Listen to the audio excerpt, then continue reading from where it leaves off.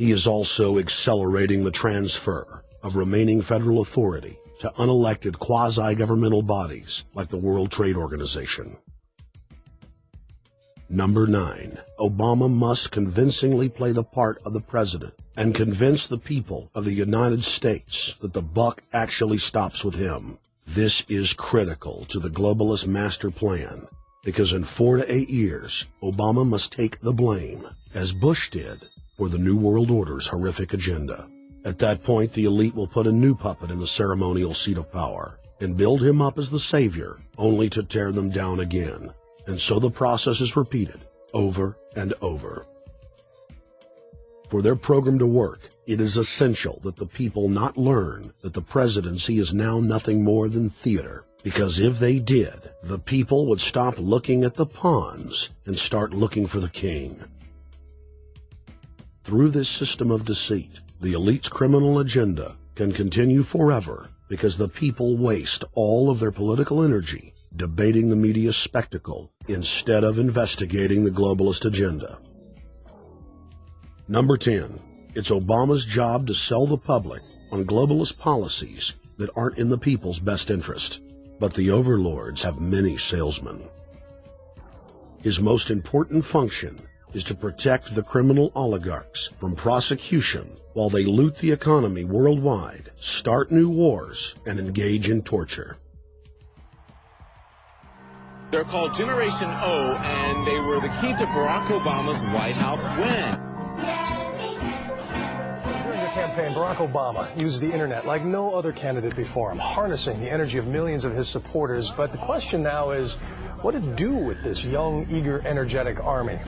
This gives Barack Obama and his administration contact information for so many people, so next time he needs to push his legislation, he can contact all these people. Kennedy-esque. I feel as though this was like when John F. Kennedy was elected. Shouting, smiles, and tears. This is the best day of my life! It was the scope of Obama's victory that was most impressive. I saw a photograph of Obama playing basketball, and I said, you know what? I see him as a leader, and that's the world that's in his hands. Own a piece of history, commemorating the day the world changed forever. His confident smile and kind eyes are an inspiration to us all. In summation, Barack Obama is a Madison Avenue created fad. All of the crazed Obama worship, being pushed by the corporate media, is scientifically designed to capture the public in a net of peer pressure mass euphoria. If the New World Order can just distract the public for a few more years, the elite can finish constructing their police state control grid.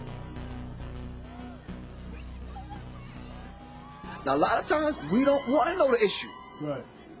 We don't want to know the issue. We feel, what do you call this thing where you get this false sense of gratification, but because a black man is in office, everything's going to be all right. No, everything's not going to be all right. Yeah. Until you look into the agenda and what the Democratic Party has been about, is about, and will be about, regardless if Barack Obama is the president or not. And that's real. Barack Obama is the perfect Trojan horse. He makes the people feel like they finally have a place at the table, even as he betrays them. I won't have to worry about paying my mortgage. Oh, it's such a blessing to see you, Mr. President. Thank you for taking time out of your day. Never in my life would think that this would ever happen. Sadly, many Obama supporters can't see what's right in front of their faces because they've already invested their very identity in this artificially created cult movement. Throughout history, it has happened over and over again. People turn their intellect over to cult of personality mass movements, and it's happening again.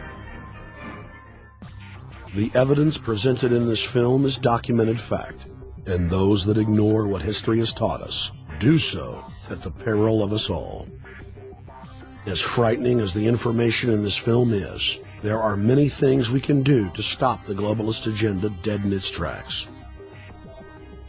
First, we expose the cult of Obama for what it is, a sad hoax.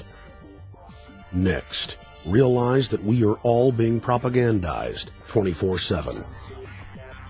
Investigate all information for yourself, be it political parties, the media, or this film. Be aware of the tricks that the elite use, like the staging of false flag terror attacks and other crises. Rediscover the Constitution and Bill of Rights. Promote a culture of true liberty. There is a reason the internationalists are attempting to destroy the sovereignty of all 50 states. They know it is one of the biggest threats to their domination. The federal government has been completely hijacked by foreign interest, and more than 25 states have recognized this fact and are moving to block the New World Order at the state level by declaring their 10th Amendment powers. But most important of all, there is a huge awakening taking place in the United States and across the world against the globalist agenda. Free people everywhere are joining together and saying no to corruption and tyranny and no to world government. This is the center of endurance, and endurance is what wins wars. Not how many people you kill, but how long can you endure. George Washington lost almost every battle he had, but he endured. He out-endured the British. And that's how the battle was won. Endurance.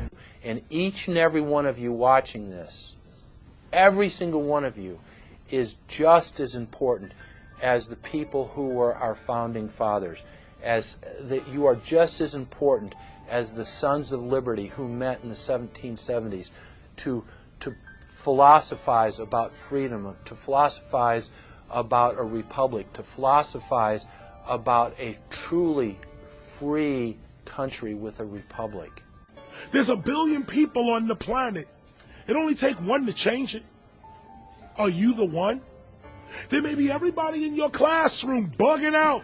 Your whole school may be on fire with kids wild and bringing guns at.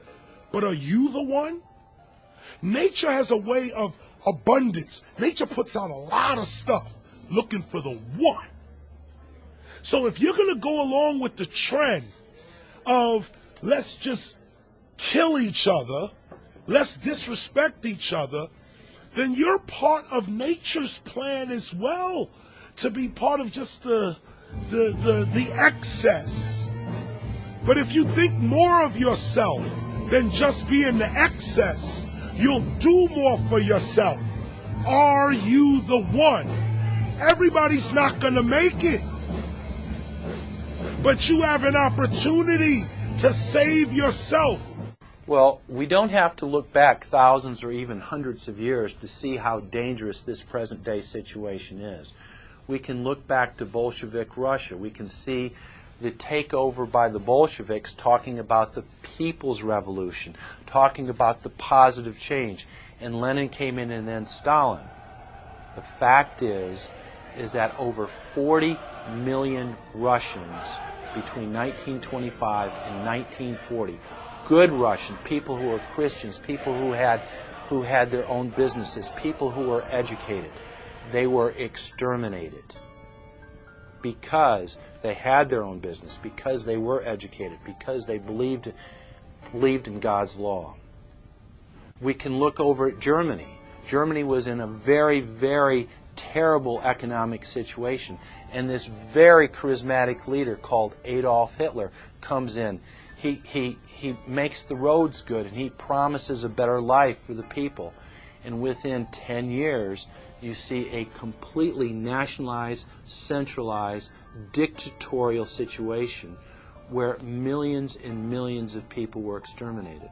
And then we can go to Maoist China.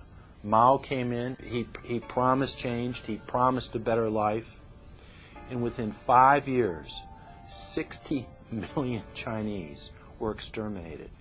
They don't teach that. They don't teach that in the schools these days, and it wasn't that long ago. And I pray to God that this will not happen in the United States. And the way it won't happen is if you and your friends and all of us together take action to say no. This country is too precious. It's too wonderful. It's too good of a place to lay down as a victim.